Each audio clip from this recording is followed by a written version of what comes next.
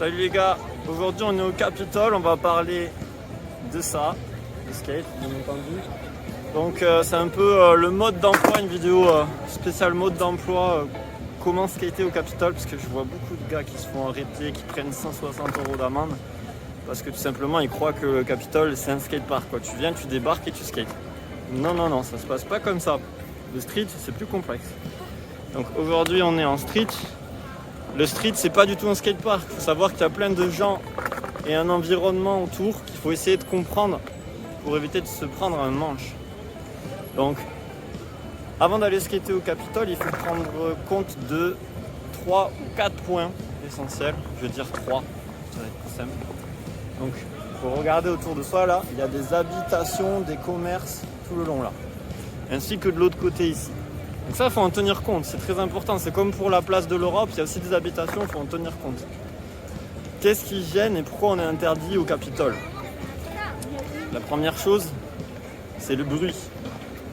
La deuxième, c'est la dégradation du mobilier. Donc comme vous pouvez voir sur ce ledge, la dégradation du mobilier urbain.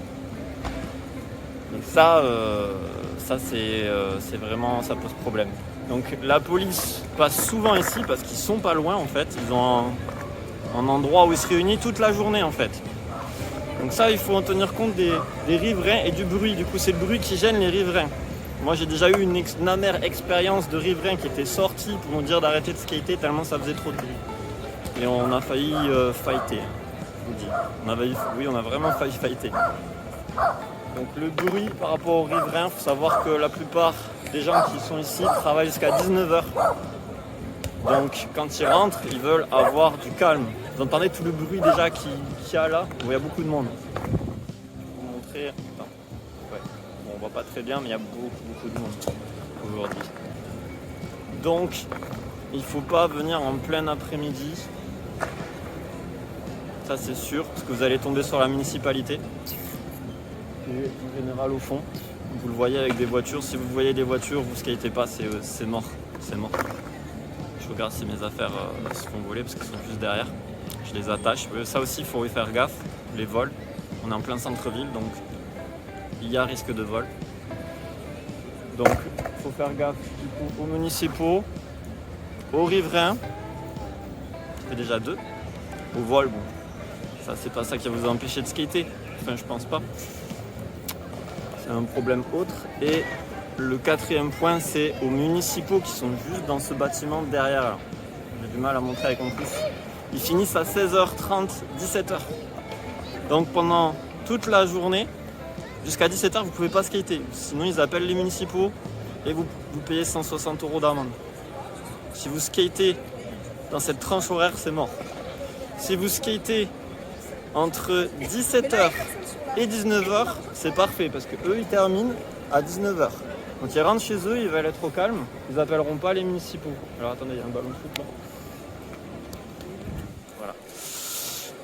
Et du coup ça c'est mort. Donc entre 17h et 19h c'est le meilleur créneau auquel vous pouvez skater.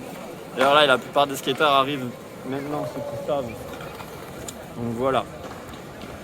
Et donc c'est les municipaux qui appellent la police municipale en premier dès qu'ils voient des skaters sur la place. Donc de 9h jusqu'à 17h. Ça c'est le rédhibitoire. Les riverains un peu moins peut-être. Il ne faut pas aller abuser avec eux au niveau du bruit. Alors si vous restez jusqu'à 22h, ils vont vous avoir dans le collimateur, c'est sûr, à cause du bruit. Voilà.